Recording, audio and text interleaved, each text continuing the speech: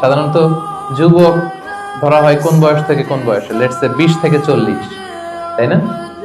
20 থেকে 40, এই 20 বছরের সময়টা হচ্ছে একেবারে জীবনের সবচাইতে মাহেন্দ্রক্ষণ।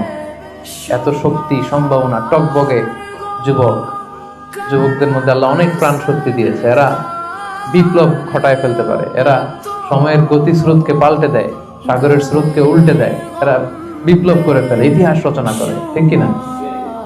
এই যুবক তার যৌবনের মোক্ষম সময়টা অন্যায় করে কাটায় না, আজে বাজে কাজ করে কাটায় না, জুলুম করে কাটায় না, দুর্নীতি করে কাটায় না, টেন্ডারবাজি, চাঁদাবাজি, মিথ্যা, খারাপ কাজ, কোন এই ধরনের কাজের সাথে নিজেকে জড়িত রাখে না, বরং আল্লাহর ইবাদতে সে তার জীবনটাকে কাটায়। এজন্য যৌবনের এই সময়টা প্রিয় ভাইরা অনেক দামি। এটা বেশি দিন থাকবে না। রং ধরা যৌবন জং ধরে নাই, শেষ।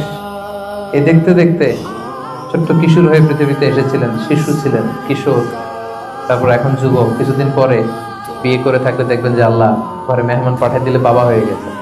কিছুদিন পরে মেয়েটার বিয়ে দিলে এরপর কি হয়ে যাবেন? শ্বশুর হয়ে যাবেন, এরপরে নানা হয়ে যাবেন, দাদা হয়ে যাবেন। এই তো জীবন। This is the circle of life. রং ধরা যৌবন জং ধরে শেষ। এটা থাকে না খুব বেশি দিন। এই জন্য এই যৌবনের এই সময়টাকে যারা আল্লাহর ইবাদতে তারা কাটিয়েছে, তাদেরকে আল্লাহ তাআলা আরশের নিচে ছায়া দিবেন। নাশা ফি ইবাদাতিল্লাহ। যৌবনের ইবাদতকে আল্লাহ তাআলা খুব বেশি পছন্দ করেন।